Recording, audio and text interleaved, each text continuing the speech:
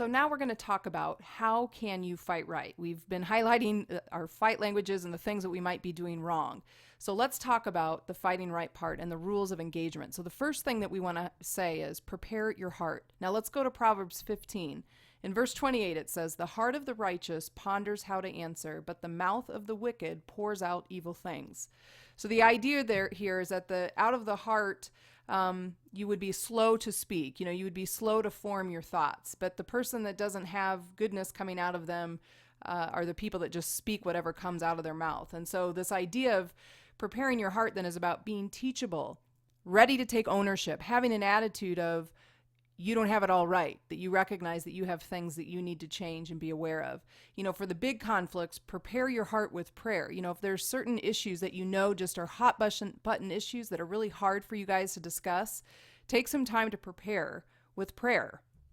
Now, the second thing that's so important is this idea of work as a team. You need to look at your marriage and the conflicts that come about and say, we're a team that's going to figure out how to combat this particular conflict. So Genesis chapter 2 in verse 24 says, "Therefore a man will leave his father and mother and hold fast to his wife, and they shall become one flesh."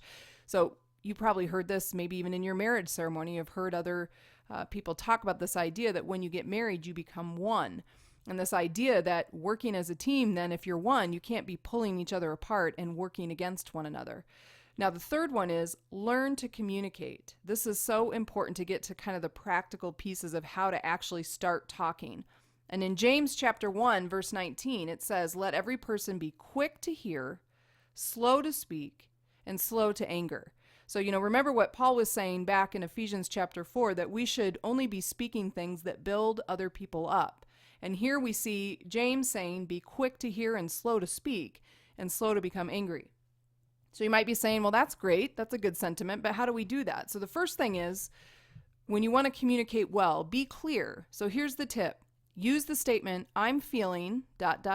because ... Fill in the blanks. It's so much better to, instead of forcing your spouse to try and read your mind, to just put it out there in a very clear way. I'm feeling whatever emotion it is because... And then that way your spouse can get on the same page with you right away.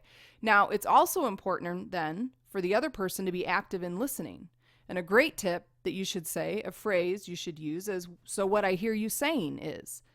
What a difference it makes that when your spouse is articulating themselves in a clear way using their "I feel because" statements, that you would reflect back what you heard in your own words. And lo and behold, all of a sudden a conversation is being had. Now, sometimes a timeout might be needed. If you're having a conversation, things are getting a little heated, sometimes it's good to say, you know what, let's take a second, let's clear our heads, let's take some time to go back and prepare our hearts a little bit. And then when our heads clear a little bit better, now let's come back to it. And the thing that we want to say about the timeout does not mean that you leave the conversation and never come back to it. It does mean that you, for a few hours, might say, I need some space or some time, but you call time in. And in fact, the best rule is whoever called the time out is the one that needs to call time back in. Now, identify action steps is another really important thing, that after you have this conversation and an exchange of information has occurred with your clear statements, with your active listening, that then you look at it and you say, what are we going to do? What behaviorally are we going to do differently? How can we go from where we are right now, learn from this, and move forward? Because remember what our definition is of fighting right. It's the gain by struggle. So you want to move in a positive direction having had this conversation. So both of you can identify what you both are going to do differently moving forward. So take some time to discuss these rules of engagement. And a really good question might be, which ones are going to be hard for you? Look at those and say, man, we have a hard time sometimes working as a team, or I can see that listening has been a hard skill for us, and really make a commitment to put those into practice.